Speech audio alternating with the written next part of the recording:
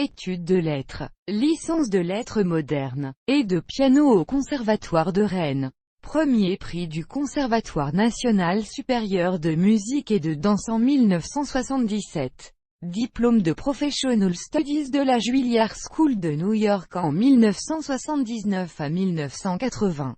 Également chanteuse de cabaret et chanteuse de variété. Cette mezzo-soprano atypique, généreuse, pétillante et facétieuse, n'hésite pas à sauter les fossés des genres musicaux. De Purcell à la Périchole, de Schubert au tango stupéfiant, jusqu'à l'histoire en chanson des cabarets du XXe siècle en digne héritière d'Yvette Guilbert. Nourrie du succès qu'elle reçut en incarnant la Carmen de Peter Brook au Théâtre des Bouffes du Nord en 1980, puis au cinéma, qui lui valut une nomination aux Ace Awards comme Best Actress in a Musical. Hélène Delaveau est une cantatrice comédienne à part entière qui construit ses récitals en intégrant la dimension théâtrale. En 1983, elle crée au Théâtre de la Bastille à Paris le Tango Stupéfiant, spectacle qui évoque les œuvres inspirées du monde du cabaret. Ce spectacle est repris au Théâtre Almeida de Londres et donne lieu à un film pour la télévision,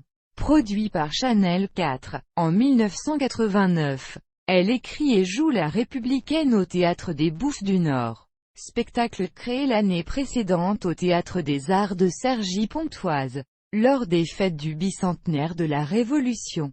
Chansons historiques arrangées par Yves Prin. Ce spectacle fut attaqué le 6 janvier 1989 par les Camelots du Roi, militants contre-révolutionnaires d'Action française. En 1992, l'Absinthe, avec, au piano, Irène Aïtoff, dernière accompagnatrice d'Yvette Guilbert, évoque le monde des cabarets de Montmartre de la fin du XIXe siècle. En 1994, puis en tournée en Allemagne jusqu'à 1996. Les rues de la nuit met en parallèle la chanson de cabaret berlinoise et le music-hall parisien des années 1920 et 1930. CD du spectacle enregistré au Chant du Monde. Nombreux spectacles depuis, voir ci-dessous.